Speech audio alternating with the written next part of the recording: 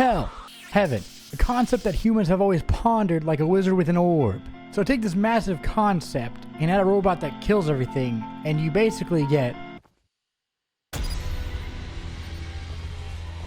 mankind is dead, blood is fuel, and hell is full. Sire, you can't be on my desk while I'm recording. So get this, right? Humanity couldn't agree on anything. So we started a great war. Now, while this great war was going on, humanity created V1, or you, the character you play as, to kill everything in hell. It just so happens that V1 runs on blood as fuel. And whenever the war ended, V1 was completely forgotten about. So in order to, you know, stay going and stay alive, he ventures into hell to claim all the souls and get blood. Tell me that's not some of the most metal shit you've ever heard. So you begin trekking down all through the layers of hell, fighting bosses, encountering angels, probably doing things that aren't considered great. Scratch that, definitely doing things that are definitely not great. You begin your journey on the surface, going down to the gates of hell, and the absolutely disgusting horrors that have already come to the surface are very apparent. You begin by clearing out most of the husks that have escaped. These husks were once human, but they weren't really remembered by anyone in their former life. So this is what they've been cursed to, which sucks a lot. This game has a very quick intro and it's straight to the point, and I love it. There's no kind of exposition dump on you. There's no long ass cutscene with a character you don't know about. They get straight to the point. You drop into hell, you get a revolver, and you start shooting things. All of the story that you're going to be told is through the world and logs that you read. As soon as you get the first gun, the revolver, and you start killing some husks, the gameplay is outstanding. It's very fast with multiple ways to approach any kind of situation. You see all these husks right here? You can do a lot of things, alright? Now, what I mainly do is straight to the point, just shoot them. But you could shoot at the glasses under them and make them all fall into the pit. You could even melee them, or just choose to use the charge attack and pierce all of them at once. And this is accompanied by some of the most banging ass music I've ever heard. I love the music to this game so much, and I'll talk about it more later as it gets brought up. I just want you to know that it's amazing and references a lot of other genres, and none of them are the same, really. It's all a bunch of different genres of music that come together to almost harmonize to make a perfect story experience just through audio. The absolute amazing music with the fluid and clean gameplay that's presented to you is what makes this game amazing. I mean, there is a cult following for this game, and I completely get it. I played this game around a year ago, but that was whenever it wasn't even, the third act wasn't even in the game. So coming back to it and experiencing some of the new things while also going back over the old was a complete joy. Well, you're in hell, but it was a complete joy. You venture further into hell, cleaning out the surface of all the husks and demons you see, and you get to the gates of hell, written with a text on it that's very ominous, and guarded by two different statues. Cerberus. After you clear all this goddamn shit, you go to Limbo, which is probably my favorite level in the entire game. Limbo as a concept has always fascinated me. So the way that they did it in this game, I think, is an excellent visual conception to the idea of it. With nothing feeling quite like heaven, nothing feels just right. You go into Limbo to quickly realize that it's almost all fake. You look to the landscape behind you and realize that it's just a bunch of screens, and what you think is natural sounds is actually just a speaker in the corner. Damn. You don't even get birds or anything, man. Limbo also has some banging music, and it also introduces you to some new enemies. Whenever you first get into Limbo, the music is soothing, but not in a good way. It is completely contradictory to the music that you've heard before this point, so it doesn't feel right. And the level's too empty. You can tell that something's going on. After encountering some enemies and quickly taking them out, Limbo is set ablaze. And it was done by these guys, who are pretty scary. They bring out some 13-year-old trauma in me, man. They chase you and they just try and light you on fire. It reminds me of WM1 Pyro, something that I thought that I had long forgotten about. His design is awesome. It's so rustic, but not like the game. That game sucks ass. Trust me, I would know. Don't play that game. Save yourself. And what the beautiful thing about Ultrakill is as you go on through the levels and it adds more enemies slowly pressure you, it forces you, the player, to use every tool at your disposal. Each level needs you to push further and further as to what is possible in your arsenal. There was genuinely some times in this game where I would be like, I can't push anymore, please, just let it up a little bit. And it never did.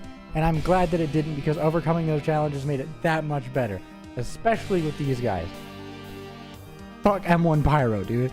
But as you progress through Limbo, you'll unlock the alternate version of the revolver, as well as fighting a hideous mess. It's not that bad. Oh my god, kill it.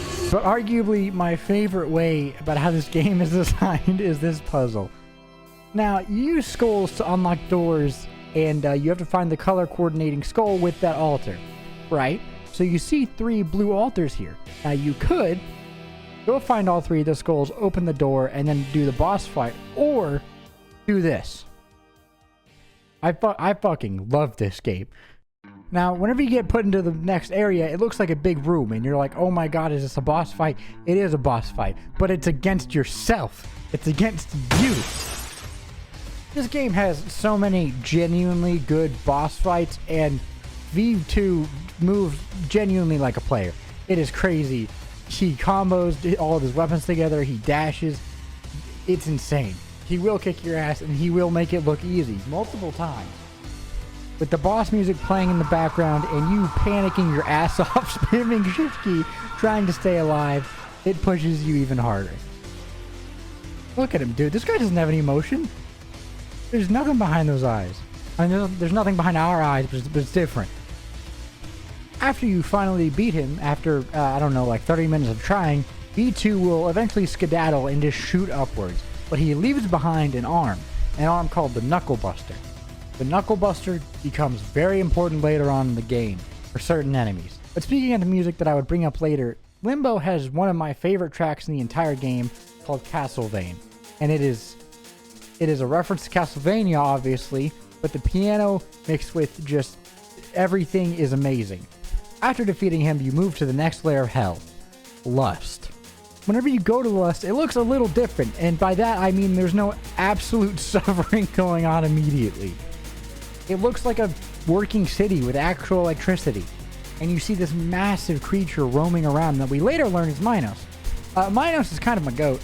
In Greek mythology, Minos is one of the 3 judges of the afterlife. So at first it's confusing as to why this level of hell is like a hotel, while all the other ones are like being in a prison. But in Lust, you'll be introduced to a whole new atmosphere with a new set of music and new enemies. The Mind Flayer and the Soldiers. Fuck the Mind Flayer. I hate this guy. Or girl, actually. She's supposed to be like this world's version of a siren. So that's kind of cool. Now, while this layer does bring back those skull puzzles, there's also a new type of puzzle in this layer where you just go around hitting electricity boxes to open doors, which is pretty straightforward. While going through this architecture, the atmosphere just becomes so apparent. It is top-notch and completely different from all of the other levels in the game, and for good reason. It doesn't feel any safer than any other levels, but it just feels more civilized. As you near the later levels of the layer, you'll see Minos in the background getting closer and closer as you approach him, until you eventually find a railway, and as you go down the railway, big ass hand that smashes the walls like it's looking for a charging outlet at 4 in the morning comes out. You'll never guess whose hand that is. And then it sends out shockwaves for you to dodge, and you spam jump because you're fucking scared, and after doing a lot of damage to it, it'll eventually retract and retreat. Retract and retreat, huh? That's an interesting set of words. Eventually, you'll come to a red altar asking for a skull. Now, after you find the skull and put it on the red altar, this happens.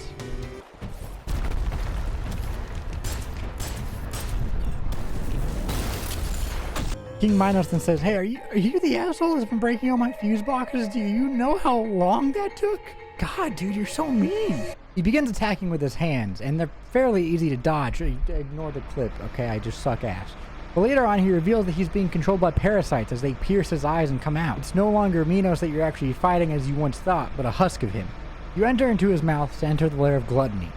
Here you will meet someone who is very important. Very important. And fucking sweet, dude. Coolest character in the game. Everything in this lair is flesh, from the walls to the ceiling. There is pools of blood. This lair just feels gross and makes you feel like you want to take a shower. Just sit there for a while, making you uneasy with the soundtrack that accompanies it. It's a mixture of piano with strong percussion and almost like breakcore synth beats. I mean, it's amazing, but it just makes you feel a little uneasy. I mean, I could not get enough of this track in particular. It was so good. Makes you want to fucking flip the coin and shoot it with that thing and then kill this guy and then die a couple times and do it all over again until you get it right. This layer serves as a wrap to Act Up Act 1. A climax, if you will. So there's really no new enemies or no new weapons introduced here. But what lays at the end of this level is probably one of my favorite boss fights of all time. Gabriel is a heavenly character. You see what I did? You see what I did there? You see what you do? Okay. Gabriel is a very important part in this story. You see, God left a long time ago after he thought that, you know, this wasn't working out. Which, I mean, it's not working out. So whenever God left, Minos brought together the Lust Slayer to try and civilize it and build it back up. Whenever Gabriel caught wind of this, whenever he was elected the leader by the Council of the Angels that took over after God left, Gabriel killed his ass. And that's why the Lust Slayer that you see is so much more civilized than the rest. Because Minos was their leader and was trying to help them rebuild it, only to be struck down by Gabriel, which is how we find him, as a hollow husk walking around the lair that he once controlled. Now, there is a way to bring him back, but it's a secret, so I'm not going to tell you. So I'm not a narc. The boss fight that ensues between V1 and Gabriel is one of the coolest things ever. The music is pounding and Gabriel is fast, and he hits hard, and he will kill you over and over again. The voice actor also does an amazing job. Your choice is made.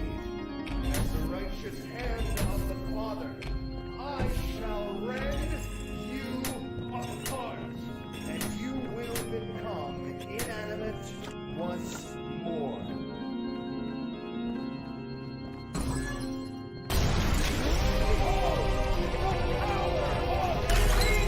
He is constantly chasing you, forcing you to outmaneuver him or parry any attacks that he does.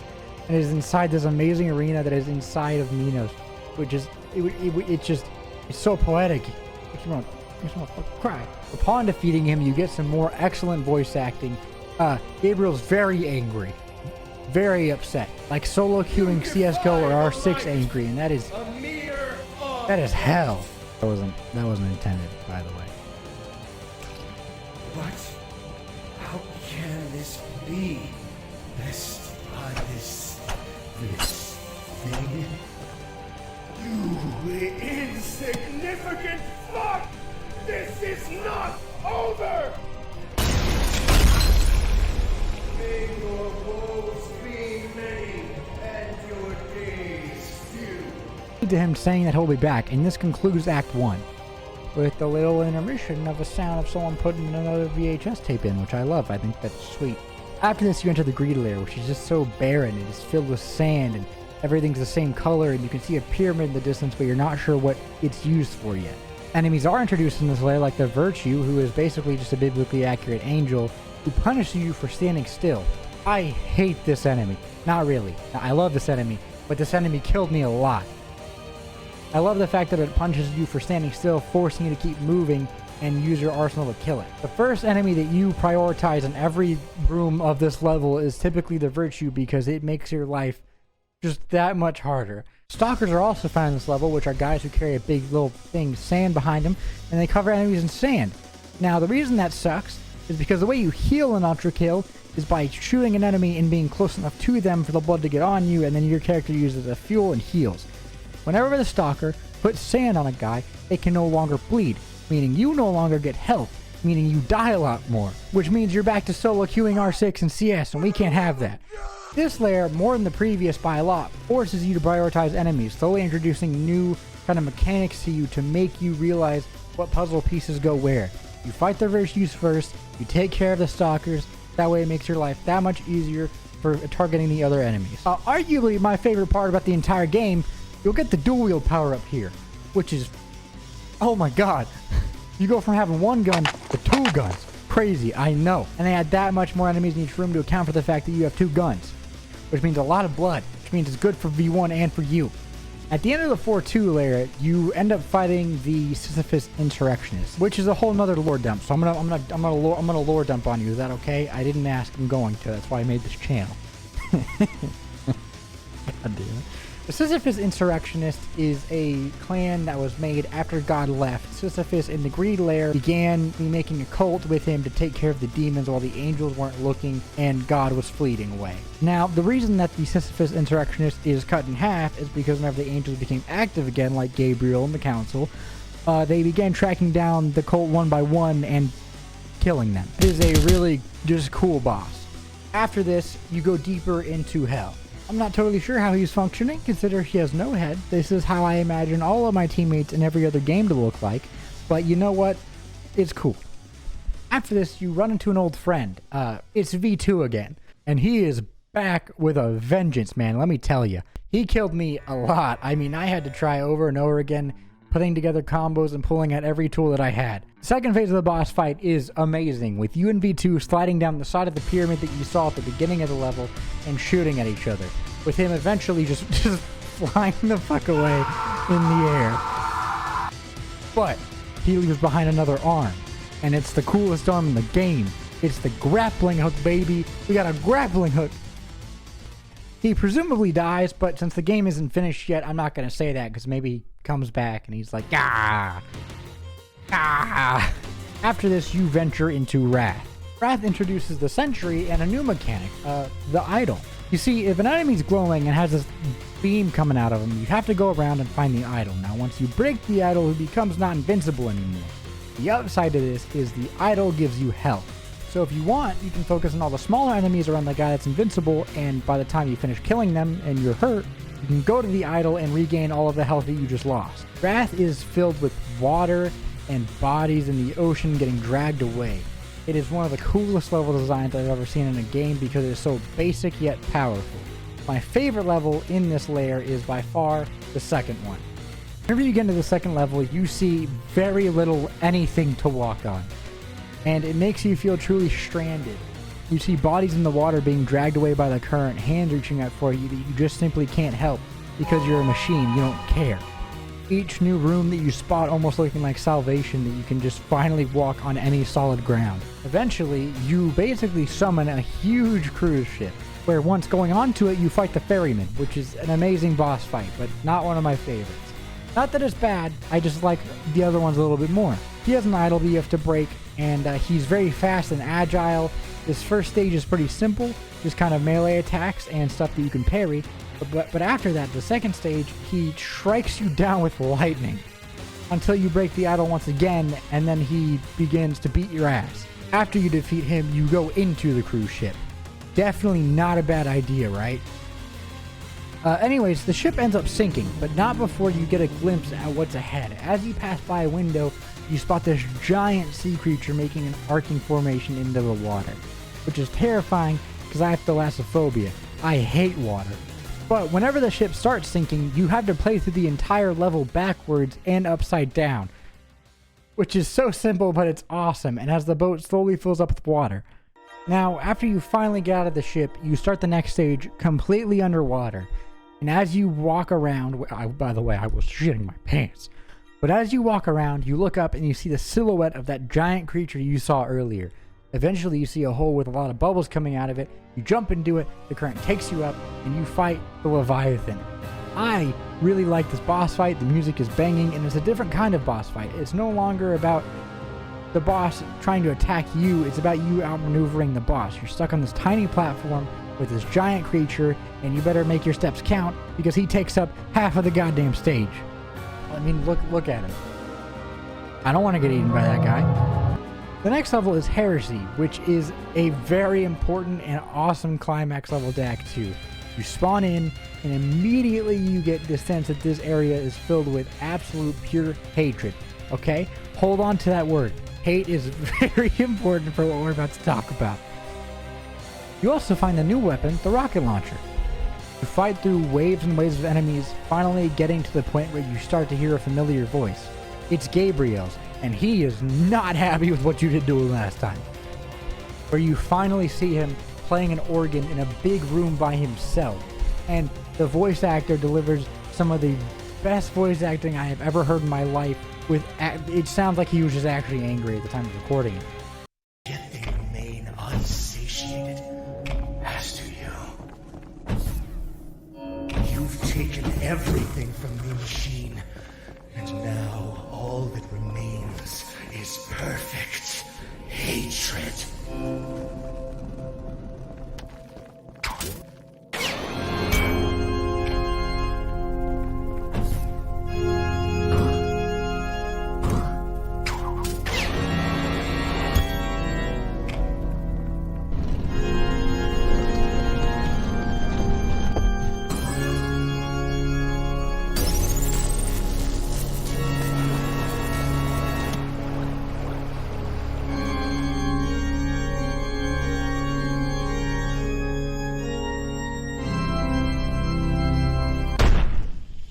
Machine, I will cut you down, break you apart, splay the gore of your profane form across the stars. I will grind you down until the very sparks cry for mercy. My hands shall relish ending you here and now.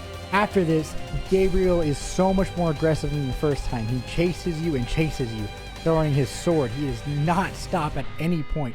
Playing this boss fight, I was spamming the hell out of shift, just praying. I was just praying, if I'm being honest with you, which I guess wouldn't really do anything in this scenario. God left this world a long time ago. Oh man, this story's so fucking sad. But once you finally defeat him, you get access to the third act, which I don't want to talk about in this video because it's not finished yet and it doesn't feel right to talk about it whenever it's finished. I will revisit this game though, and I will talk about it once it's completely finished. If you haven't played Ultrakill, please go play it. It is a masterpiece of a game with excellent music, excellent gameplay, some of the most unique level design I've ever seen, and a story that is amazing. But I think that that's all I really had to say. My name is Cambrodia. Thank you so much for watching, and I will see you guys next time.